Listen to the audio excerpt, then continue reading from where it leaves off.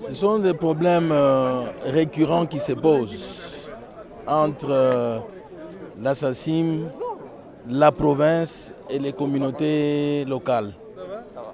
La SACIM a la responsabilité sur les communautés locales en termes de pollution, de spoliation, etc.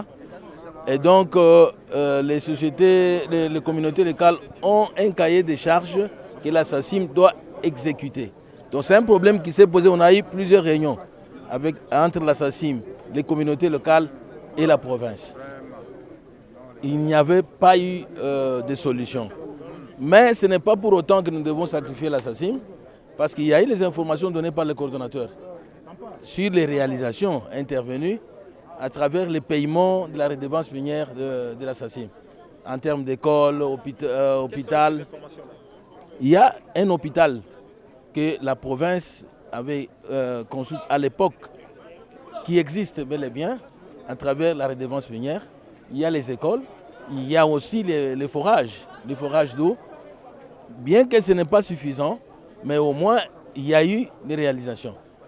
La SACIM doit aussi s'acquitter de ses obligations vis-à-vis des communautés riveraines en termes de dédommagement, là où la ligne électrique est passée, là où la centrale a été construite, les champs qui ont été détruits, la SACIM doit payer. Il y a aussi les cahiers des charges des communautés locales qui doivent être respectés. La SACIM reconnaît qu'ils sont en train de travailler avec les communautés locales pour pouvoir régulariser ces cahiers de charges et les présenter devant le gouverneur. Donc, je crois que ce débat a commencé depuis notre temps.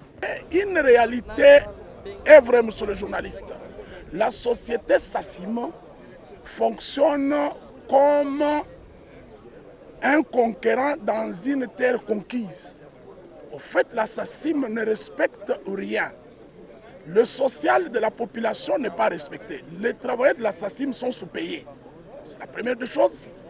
Aucune redevance n'est remise aux communautés locales comme le prévoit le code minier ainsi que le code ou la loi sur l'environnement. La SACIM a dans l'accord avec le gouvernement congolais d'antan prévu qu'elle devait asphalter la route Boya, Mbujimai, Niabi jusque du côté de l'aéroport. Mais lorsque nous sommes venus, 5 ou 6 ans après le début de l'exploitation, cette route est en terre battue. Les travailleurs de la SACIM quittent Mbujimai, viennent travailler ici pendant 8 jours sans respecter les délais et ils rentrent en Mbujimai.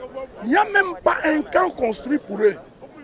Il n'y a pas de syndicalistes. C'est la première société au monde, dans notre pays, en Afrique, à fonctionner sans syndicalistes. La société comme telle, si elle s'installe dans une entité pareille, c'est pour développer, c'est pour le développement de ces coins-là.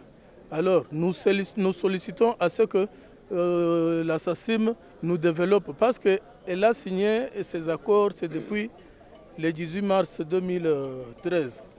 Elle a commencé l'exploitation ou la production en 2015. Maintenant, là, nous pouvons totaliser 6 ans d'exploitation. Alors, il prend notre diamant, il va vendre. Il prend le diamant, il va vendre. Il faudra maintenant une récompense.